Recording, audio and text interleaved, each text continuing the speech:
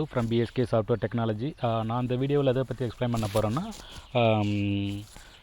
Enquiry booking எப்படி போடுறது, அந்த என்கொயரி புக்கிங்கை எப்படி ரிப்போர்ட்டில் வியூ பண்ணி பார்க்குறது, இந்த என்கொயரி புக்கிங்னால் என்னென்ன அட்வான்டேஜ் அப்படின்றத பற்றிலாம் சொல்லி தரப்போகிறோம். முதல்ல என்கொயரி புக்கிங்னா என்னென்னா, ஒரு சில கஸ்டமர் கால் பண்ணுவாங்க. கால் பண்ணிவிட்டு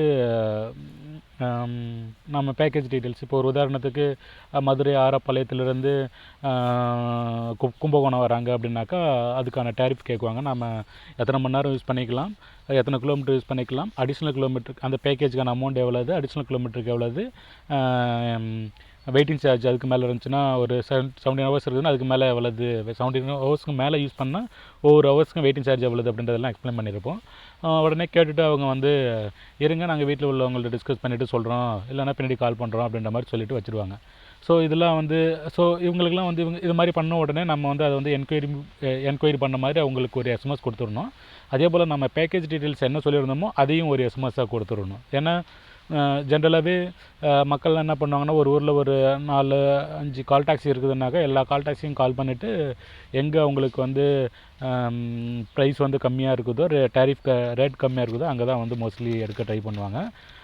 ஸோ ரெகுலர் கஸ்டமர்னால் பிரச்சனை இல்லை. புதுசாக எடுக்கிற கஸ்டமர்னாக்கா நிறைய இடத்துல என்கொயரி பண்ணிட்டு தான் அவங்க ஒரு இடத்த சூஸ் பண்ணுவாங்க.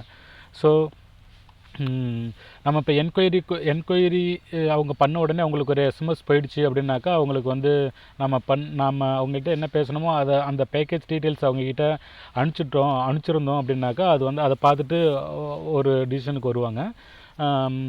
ஒருவேளை நம்ம அந்த என்கொயரி புக்கிங் போட்டதெல்லாம் ரிப்போர்ட்டில் இருக்கும், அதை எடுத்து பார்த்துட்டு கூட நம்ம திரும்ப நம்மக்கிட்ட வண்டி நிறையாவுக்கு இருக்குது, புக்கிங் அன்றைக்கி கம்மியாக இருக்குதுனாக்கா நம்ம கால் பண்ணி கூட நீங்கள் வந்து இது மாதிரி என்கொயரி பண்ணிடுறீங்க, வண்டி அனுப்பவா அப்படின்ற மாதிரி கேட்கலாம். ஒருவேளை கன்வின்ஸ் ஆகலைனாக்கா நம்ம ஒரு 5% டிஸ்கவுண்ட் தரோம் அப்படின்ற மாதிரி கூட அவங்கள்ட்ட பேசி கன்வின்ஸ் பண்ணி எடுக்கலாம். ஸோ இப்போ பாரு, நீங்கள் தேதி ஒரு 16, இன்றைக்கே கூட இன்றைக்கி நைட்டுக்கு வண்டி கேட்கலாம், இல்லைனா நாளைக்கு கேட்கலாம், இல்லைனா ஒரு 5 டேஸ்க்கு அப்புறமா கேட்கலாம். ஸோ இதெல்லாம் வந்து அந்த தேதியை பிக்கப் டயத்தை சூஸ் பண்ணி நம்ம என்கொயரி புக்கிங் போட்டிருந்தோம்னாக்கா நம்ம ரிப்போர்ட்டில் கூட எடுத்து பார்க்கலாம். இப்போ இந்த தேதியிலேருந்து, இப்போ இன்றைக்கி தேதி 16, இந்த 16ஆம் தேதியிலேருந்து இந்த மாதம் ஃபுல்லாக 28ஆம் தேதி முடிய எடுத்து கேட்ட என்கொயரி புக்கிங் எல்லாம் எடுத்து பார்த்துட்டு அவங்கள்ட்ட அவங்க புக்கிங் எடுக்கலை அப்படின்னாக்கா நம்ம அவங்களுக்கு கால் பண்ணி இது மாதிரி நீங்கள் வந்து வண்டி கேட்டிருந்தீங்க, டேரிஃப் இது மாதிரி சொல்லியிருந்தோம், ஸோ இதை கொஞ்சம் கம்மி பண்ணி கூட தரோம் அப்படின்ற மாதிரி கூட பேசி அவங்களை கன்வின்ஸ் பண்ணலாம். ஸோ அதை எப்படிலாம் பண்ணலான்றதை சொல்லித்தரேன். டிரான்சாக்ஷன் வந்துடுங்க, புக்கிங் வந்துடுங்க. ஜென்ரலாகவே இது என்கொயரி புக்கிங்க்கும் எந்த விதமான வித்தியாசமும் இல்லை. புக்கிங் பேஜில் வந்துட்டு இது எல்லாத்தையும் என்ட்ரு பண்ணிவிட்டு இங்கே சேவ் கொடுத்தா அது புக்கிங், இதை கிளிக் பண்ணால் அது வந்து என்கொயரி புக்கிங். இப்போ நான் வந்து என்கொயரி புக்கிங் ஒன்று போடுறேன். என்னோடய நம்பருக்கு 9976743493. இது என்னோடய நம்பர், ஏற்கனவே புக்கிங் எடுத்ததுனால நேமெல்லாம் வந்துடுச்சு. எத்தனை பேர் போகிறாங்கன்றதை கேட்டுக்கணும், என்ன டைப் ஆஃப் வண்டி தேவை அப்படின்றத அவங்கள்ட்ட கேட்டுக்கணும். இப்போ வந்து நிசான் சன்னி கேட்குறாங்க அப்படின்னாக்கா சன்னி அப்படின்றத கிளிக் பண்ணுங்கள். ஏசியா நான் ஏசி அப்படின்ற மாதிரி எந்த தேதியில் வண்டி கேட்குறாங்க அப்படின்றத நீங்கள் இந்த ஆரம்ப இருக்க கிளிக் பண்ணாக்கா இது கூட இங்கே தேதி வைஸ் காட்டும். ஸோ இப்போ அவங்க வந்து ஒரு 18ஆம் தேதி கேட்குறாங்க அப்படின்னா 18ஆம் தேதி 5 மணிக்குன்னா அப்படியே விட்டுருங்க. இப்போ அவங்க வந்து என்ன சொல்கிறாங்கன்னாக்கா வந்து எனக்கு வந்து ஜங்ஷன்லேருந்து வண்டி தேவை அப்படின்ற மாதிரி கேட்குறாங்க. ஜங்ஷன்லேருந்து ஒரு தஞ்சாவூருக்கு வண்டி கேட்குறாங்க அப்படின்ற மாதிரி போடுங்க. தஞ்சாவூர்னு போட்ட உடனே அதோட பேக்கேஜ் காஸ்ட் டீட்டெயில்ஸ் எல்லாமே இங்கே வந்து டிஸ்பிளேயில் வந்துடும். இப்போ அவங்களுக்கு சன்னி தேவையில்லை, நான் இப்போ வேறு ஏதாவது ஒரு வண்டிக்கு இப்போ ஸ்விஃப்ட் டிசைர் கேட்குறாங்க அப்படின்னு நீங்கள் ஸ்விஃப்ட் டிசைரை கிளிக் பண்ணாக்கா ஸோ அதை வந்து இங்கே வந்து ஹைலைட் பண்ணி காட்டும். இது வந்து அப் அண்ட் டவுனா அப்படின்ற மாதிரி கேட்டுக்கணும். இப்போ நம்ம இதை தான் இங்கே வந்து எக்ஸ்பிளைன் பண்ணுவோம். 13 ஹவர்ஸ் பேக்கேஜ், 400 கிலோமீட்டர் யூஸ் பண்ணிக்கலாம். நான் ஏசிக்கு வந்து 4960 அப்படின்ற மாதிரி 4960 ருபீஸ் நான் ஏசி. ஏசின்னாக்கா வந்து 5360 ஏபிசி. எக்ஸ்ட்ரா கிலோமீட்டருக்கு வந்து எக்ஸ்ட்ரா கிலோமீட்டருக்கு வந்து 12 ருபீஸ் அப்படின்ற மாதிரி 12 ருபீஸ் நான் ஏசி. அதை நீங்கள் இப்போ எக்ஸ்பிளைன் பண்ணி அது கூட போடுறதுனா போட்டுக்கலாம். வெயிட்டிங் வந்து அடிஷ்னல் எக்ஸ்ட்ரா ஹவர்ஸ்க்கு வந்து 80 ருபீஸ் அப்படின்ற மாதிரி நீங்கள் வந்து மென்ஷன் பண்ணிக்கலாம். பண்ணிவிட்டு இந்த எஸ்எம்எஸ் அப்படின்றதுக்கு இதை டிக் மார்க் பண்ணிட்டீங்கன்னா இந்த பேக்கேஜ் காஸ்ட் டீட்டெயில்ஸும் அவங்களுக்கு எஸ்எம்எஸ்ஸாக போகும், என்கொயரி எஸ்எம்எஸோட. இதில் ஒரு வேளை இதை நீங்கள் டிக் மார்க் எடுக்கலைனாக்கா, போடலை அப்படின்னாக்கா என்கொயரி எஸ்எம்எஸ் மட்டும் தான் போகும். நீங்கள் பேக்கேஜ் காஸ்ட் என்ன எக்ஸ்பிளைன் பண்ணியிருந்தீங்களோ அது போகாது. இதில் வந்து நீங்கள் என்ன எக்ஸ்பிளைன் பண்ணியிருக்கீங்களோ அது எல்லாமே அப்படியே போயிடும். ஸோ நான் அது மாதிரி நான் இது மாதிரி டைப் பண்ணிட்டேன். ஸோ இதில் வந்து நீங்கள் டைப் பண்ணுற 60 கேரக்டர்ஸ் வந்து எஸ்எம்எஸ்ஸாக போகும். அதுக்கு மேலே உள்ளது ட்ரிம் ஆகிடும், கட் ஆகிடும். இப்போ நான் போயிட்டு என்ன பண்ணுறேன்னா, நான் இப்போ வந்து என்கொயரி இந்த இதை கிளிக் பண்ணுறேன்.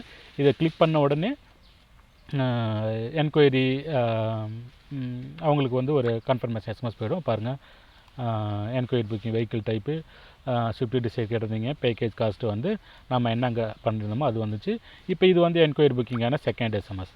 ஸோ ஒரே இது தான், ஒரே என்கொயரி தான். அதுக்கு வந்து என்கொயரி பண்ண மாதிரியும் எஸ்எம்எஸ் போகும், பேக்கேஜ் காஸ்ட்கான எஸ்எம்எஸும் போகும். அது வந்து நான் அங்கே வந்து இது இன்ஸ்டால் பண்ணியிருக்கேன்,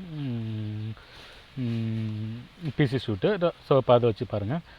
தேங்க்ஸ் என்கொயரிங் அந்த கால் டாக்ஸோட நேம், என்கொயரி பண்ணுறதுக்கான எஸ்எம்எஸ். அடிஷ்னலாக அவங்களுக்கு வந்து என்ன வண்டி கேட்டிருந்தாங்க, அந்த பேக்கேஜ் காஸ்ட்கான டீட்டெயில்ஸ் இங்கே எல்லாமே போயிருக்கும்.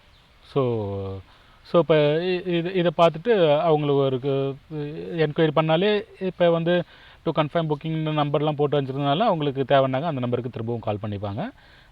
ஸோ இப்போ இந்த நம்ம என்கொயரி போட்டு இது மாதிரி தான் என்கொயரி புக்கிங் போடணும். ஸோ நம்ம போட்ட என்கொயரி புக்கிங்கெல்லாம் எப்படி பார்க்கணும் அப்படின்னாக்கா, இங்கே புக்கிங் வந்துட்டு ரிப்போர்ட்டில் புக்கிங் வந்துட்டு என்கொயரி புக்கிங் அப்படின்ற மாதிரி ஒன்று இருக்கும். இதில் வந்துட்டு உங்களுக்கு எந்த தேதி, இப்போ இந்த தேதியிலேருந்து இந்த மாதம் எண்டு வரலைக்கும் என்கொயரி பண்ண எல்லா கால் அட்டெண்டர் எந்த ஸ்டாஃப் பேசினாங்க ஆள்னு போட்டாக்கா, இப்போ இந்த 16ஆம் தேதியிலேருந்து என்கொயரி எடுத்த எல்லா புக்கிங் டீட்டெயில்ஸும் இதில் வந்து இருக்கும். இதில் பெருசாக ஒன்றும் இருக்காது, ஏதாவது ஒரு 4 புக்கிங் இருக்குது. ஸோ யார் என்னைக்கு என்கொயரி கேட்டிருந்தாங்க, எங்கேருந்து எங்கே கேட்டிருந்தாங்க, என்கொயரி பண்ண தேதி அன்னைக்கு, பிக்கப் டைம் அன்னைக்கு, என்கொயரி பண்ண தேதி அன்னைக்கு யார் கால் அட்டன் பண்ணி பேசினார், எந்த யூஸர் பேசினா, எந்த ஸ்டாஃப் பேசினாங்க அப்படின்றதெல்லாம் அங்கே வந்துடும். ஸோ இப்போ இதை வச்சு நம்ம கால் பண்ணி கூட திரும்ப வந்து அவங்கள வந்து கன்வின்ஸ் பண்ணி, இது மாதிரி இந்த தேதிக்கு இங்கேருந்து இங்கே புக்கிங் கேட்டிருந்தீங்க, நாங்கள் வந்து கொஞ்சம் கம்மி பண்ணி தரோம் அப்படின்ற மாதிரி கூட பேசி அவங்கள கன்வின்ஸ் பண்ணலாம். ஸோ அவ்வளோதான் என்கொயரி புக்கிங். இங்கே எல்லா டீட்டெயில்ஸ் என்ட்ரு பண்ணிவிட்டு இங்கே பக்கத்தில் வந்து இங்கே பக்கத்தில் வந்து இதை கிளிக் பண்ணாக்கா இதுதான் வந்து என்கொயரி புக்கிங். ஸோ இன்றைக்கி வந்து என்கொயரி புக்கிங்கோட லிஸ்ட்டெல்லாம் இங்கே வந்து காட்டிடும். டோட்டலாக இன்றைக்கி எத்தனை புக்கிங் வந்துருக்குது, எத்தனை புக்கிங் கேன்சல் ஆகிருக்குது, என்கொயரி புக்கிங் எவ்வளவு இன்றைக்கி வந்துருக்குது அப்படின்றதெல்லாம் நீங்கள் பார்த்துக்கலாம். அவ்வளோதான். இதில் என்கொயரி புக்கிங்கில் வந்து ஒவ்வொரு தடவையும் நீங்கள் பேசும்பொழுது தான் அந்த பேக்கேஜ் காஸ்ட் என்ன கஸ்டமர்கிட்ட பேசுனீங்களோ அதை ரிமார்க்கில் என்ட்ரு பண்ணி எஸ்எம்எஸ் கொடுத்துட்டிங்கனாக்கா அது வந்து அவங்களுக்கு வந்து ரொம்ப யூஸ்ஃபுல்லாக இருக்கும். ஏன்னா அந்த அதே கஸ்டமர் திரும்ப கூட வர்றதுக்கான வாய்ப்புகள் நிறைய இருக்கும் இந்த எஸ்எம்எஸை பார்த்து கூட. ஸோ அதனால் ஜஸ்ட்டு வெறும் என்கொயரியாக பண்ணாமல் அவங்கக்கிட்ட பேக்கேஜ் நீங்கள் என்ன காஸ்ட்டு பேசுனீங்களோ அதையும் என்ட்ரு பண்ணி அதையும் எஸ்எம்எஸ்ஸாக கொடுத்தீங்கன்னாக்கா ரொம்ப யூஸ்ஃபுல்லாக இருக்கும். அவ்வளோதான். இதுதான் வந்து என்கொயரி புக்கிங். இதில் ஏதாவது சந்தேகம் இருந்துச்சுனாக்கா கால் பண்ணி கேளுங்க.